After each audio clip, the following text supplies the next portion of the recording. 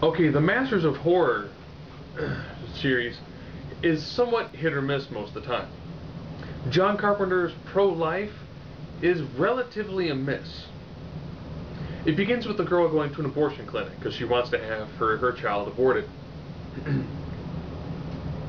She lets them know that she got pregnant essentially on Saturday, but you can tell she's already, a few months and like, no, let's do a psych evaluation on her. Let's see what's going on first before we do anything. Her father shows up, and her father is essentially her anti-abortionist activist father. They do an ultrasound on the baby. It looks really bizarre. It also attacks the ultrasound wand. If you see the box art, you can kind of figure out that there's something bizarre with the baby. She more or less lets them know that she was raped by a demon. Now, her anti-abortion father essentially ends up breaking in to the facility with the help of his other kids, his bunch of sons, and they shoot lots of people. I mean, the shooting effects are done. You see a guy get shot and like half his head explodes. I mean, it's done. It's done somewhat over the top. They then get into essentially a gun battle with the other doctor, which is weird because he has body armor and is pretty good with a handgun, while the other doctor is trying to perform the abortion on the woman who's got the demon feti. She ends up going into labor, so she ends up giving birth to what looks like a part spider, part baby, part crab.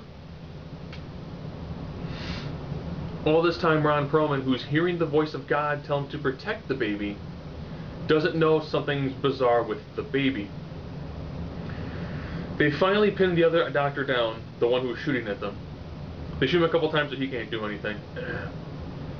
He then, Ron Perlman, performs an abortion on the male doctor, essentially by cutting him open and then inserting like a vacuum-style device to, I guess, begin to suck out what appears to be his lower intestines. He then finally gets to see the baby, and it's a weird, like I said, spider, lobster, crab thing with like the head of a baby. Really creepy looking. This is what also brings the dad into the picture. The dad actually is a pretty decently, done demon.